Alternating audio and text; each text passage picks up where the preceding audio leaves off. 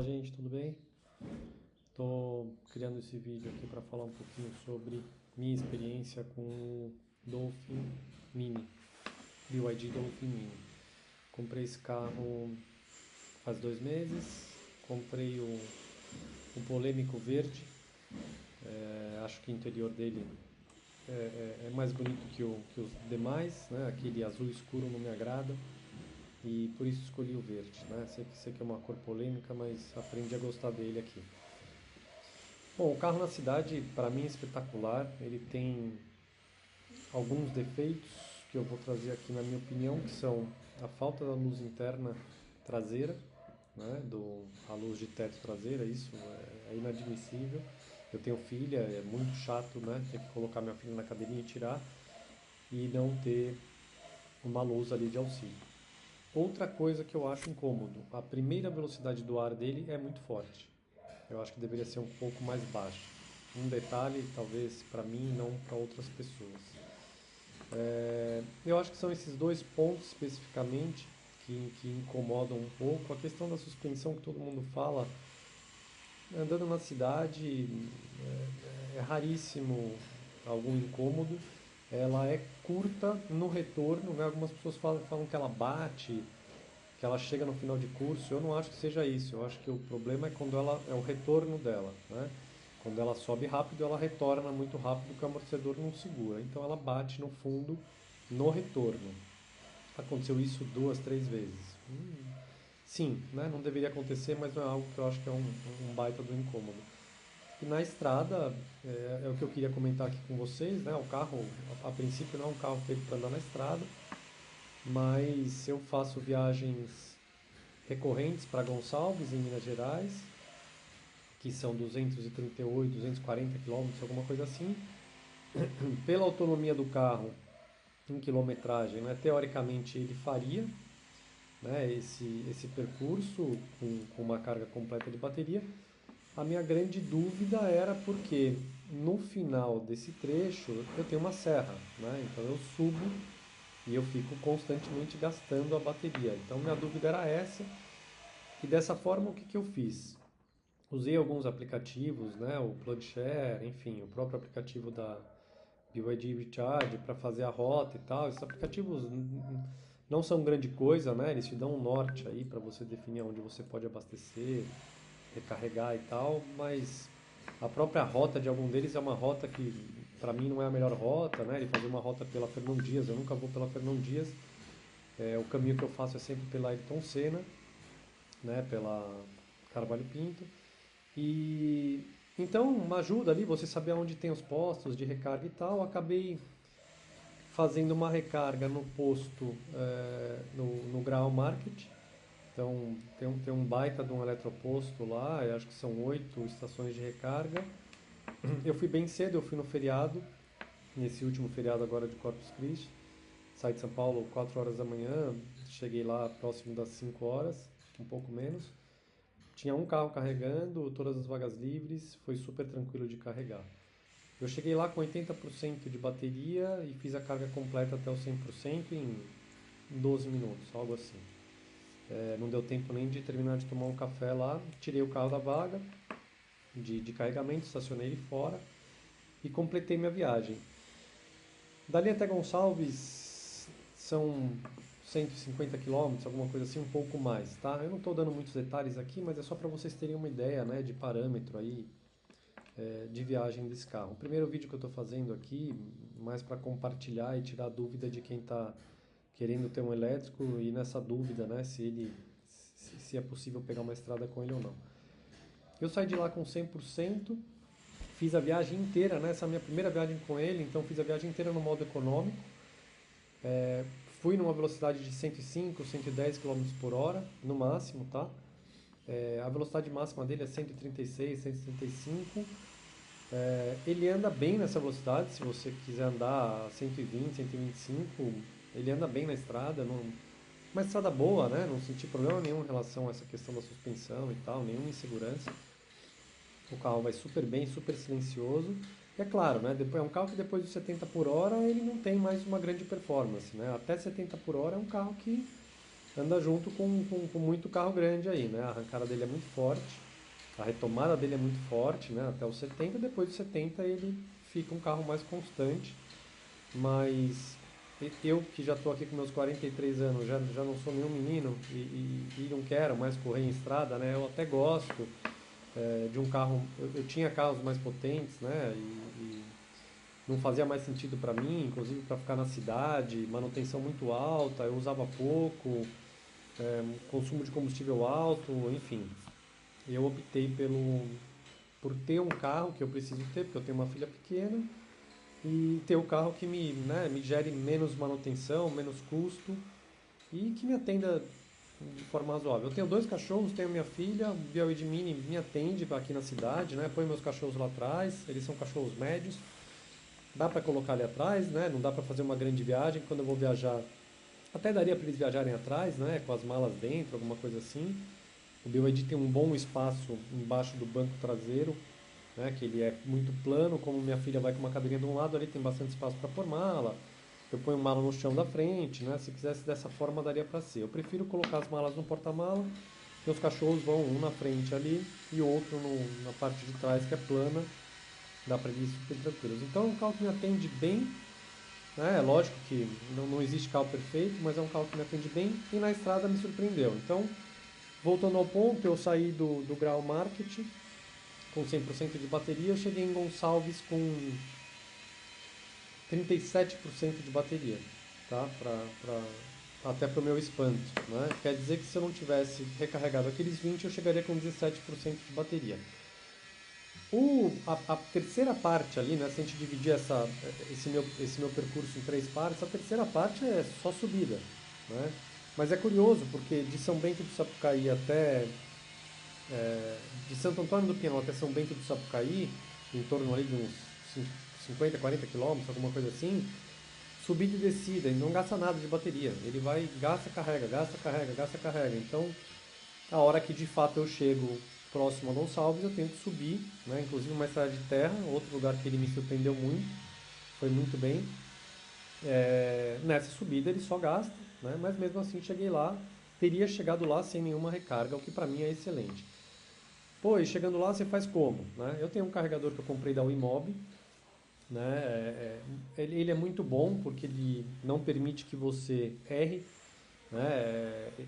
Ele só permite passar a carga para o carro de acordo com o que a rede está fornecendo, ou seja, ele mede a temperatura do cabo, né? De certa forma ele entende que aquela fiação não possibilita, né, entregar para o carro uma amperagem muito alta. Então ele regula isso, inclusive eu cheguei em Gonçalves na minha casa, pluguei numa tomada 220 e tinha momentos que eu olhava e ele estava carregando zero.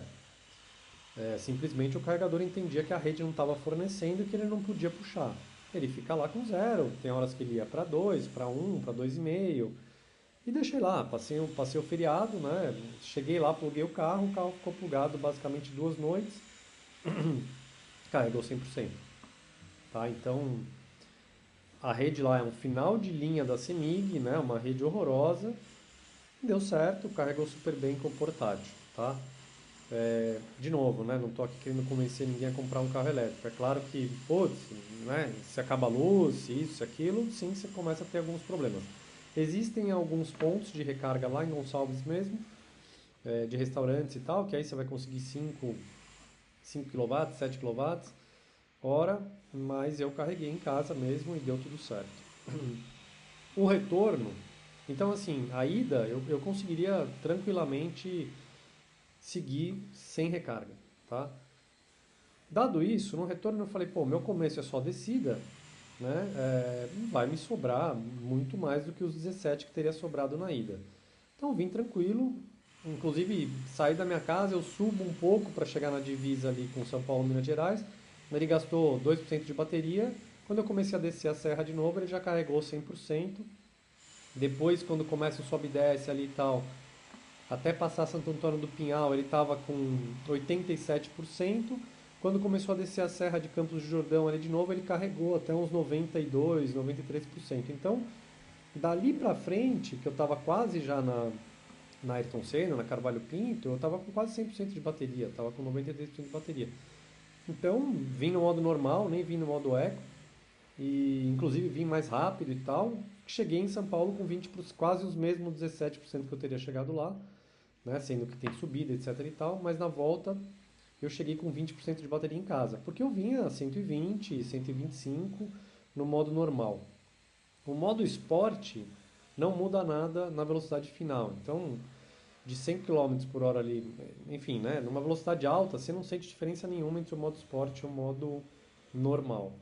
Né? Você sente muita diferença na cidade, no modo esporte ele é realmente muito forte. Né? Ele até é difícil você não cantar um pneu com ele na cidade no modo esporte. Eu não uso o modo esporte na cidade. Bom, voltei, então cheguei em São Paulo com 20% de bateria, vem tranquilo nessa viagem.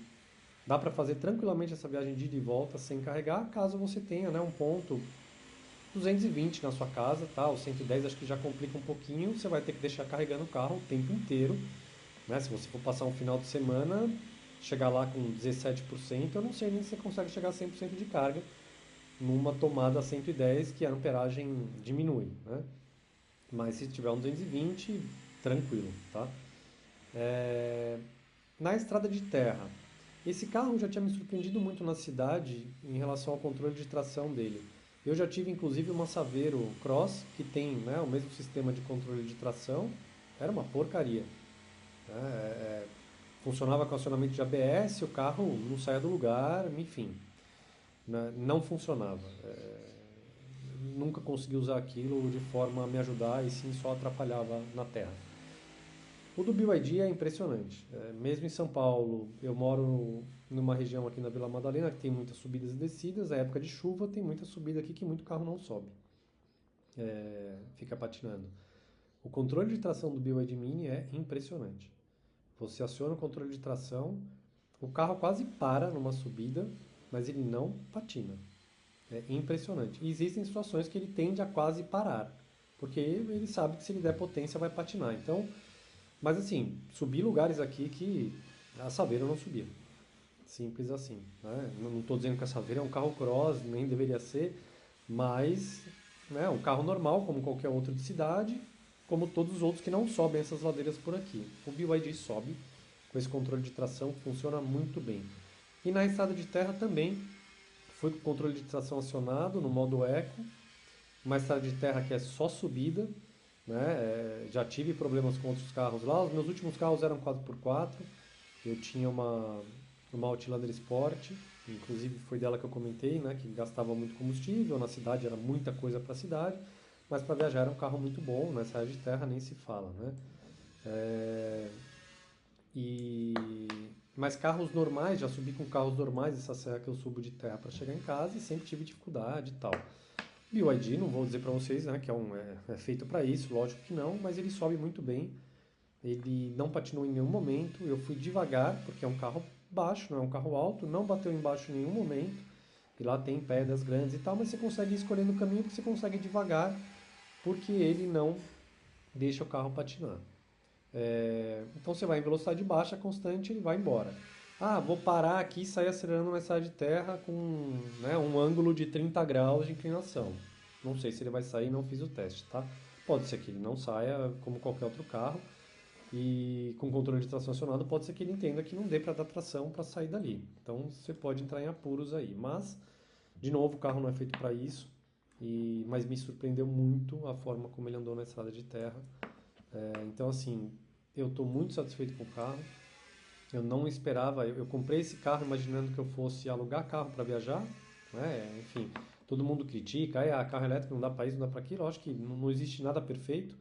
Então eu já tinha consciência aqui de ter um carro que é mais barato, que tem manutenção muito barata, o seguro dele é muito barato, com esse custo muito menor, né? Não gasto com combustível.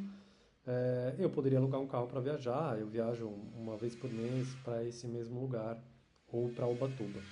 Eu não fui para Ubatuba ainda, eu vou para Ubatuba nesse mês, depois eu conto essa história aqui. Mas imagino que a situação é parecida, né? Para ir vai sobrar bateria, para voltar eu acredito que dê para voltar com uma carga completa, vamos ver. Eu acho que são essas impressões que eu queria passar aqui nesse primeiro vídeo, principalmente porque era a dúvida que eu tinha, né, em relação à viagem e eu vi muita gente falando sobre viagem, mas comentando muito a questão de, tem eletroposto, não tem e tal, né? São Paulo tem bastante, eu acho que não é um baita problema. O que acontece é que às vezes sim, você pode chegar, né, e tá quebrado, etc e tal. Eu fiquei muito feliz de saber que para minha viagem padrão aqui que eu faço todo mês, eu não preciso deles, né? É claro que eles permitem que eu chegue no meu destino com um pouco mais de carga e precise recarregar menos lá. Mas o meu carregador portátil dá conta. Eu inclusive lá vou fazer uma rede do poste direto para ele, porque aí eu consigo uma amperagem um pouco maior e aí tá suficiente para mim. Se eu carregar com 4,5 kWh, tá mais do que suficiente. Em uma noite praticamente, uma noite um pouquinho de um dia eu carrego o carro 100%. Então é isso que eu queria passar aqui como uma primeira visão. Eu não tenho canal aqui, né? Não sou especialista no tema. Vocês estão vendo que o meu vídeo aqui é bem provinciano, mas eu queria compartilhar com todos aí que estão pensando em adquirir um carro elétrico, um BYD, um pouco da minha opinião. Eu acho que poucas pessoas eu ouvi falar sobre o controle de tração dele. Aliás, eu não ouvi ninguém falar sobre isso em todos os vídeos que eu vi, tá? E eu achei uma das coisas mais impressionantes desse carro. Impressionante. Assim, o como funciona, o como ajuda, tá? A minha esposa dirige muito carro e é um carro como qualquer outro carro elétrico. Se você, né, fia o pé, ele acaba com o pneu em 20 mil quilômetros. E eu deixo o controle de tração ligado o tempo inteiro porque ele não gira o pneu em falso. É impressionante. Tá bom, pessoal? Então é isso. Espero postar mais vídeos aqui e ficar mais confortável aqui na plataforma para postar algumas coisas mais didáticas, melhores aqui. Mas eu acho que o recado que eu queria passar era esse. Dá sim para viajar com esse carro. É lógico, não é um carro de estrada, você não vai viajar a 140, 130, né? É um carro para você andar mais tranquilo na estrada, algo que eu também queria, né? Eu tenho uma filha pequena, eu quero andar devagar, eu não quero mais correr, ter vontade de correr. Mas sim, é um carro que dá para você andar a 110, 120, tranquilo, na subida ele vai bem.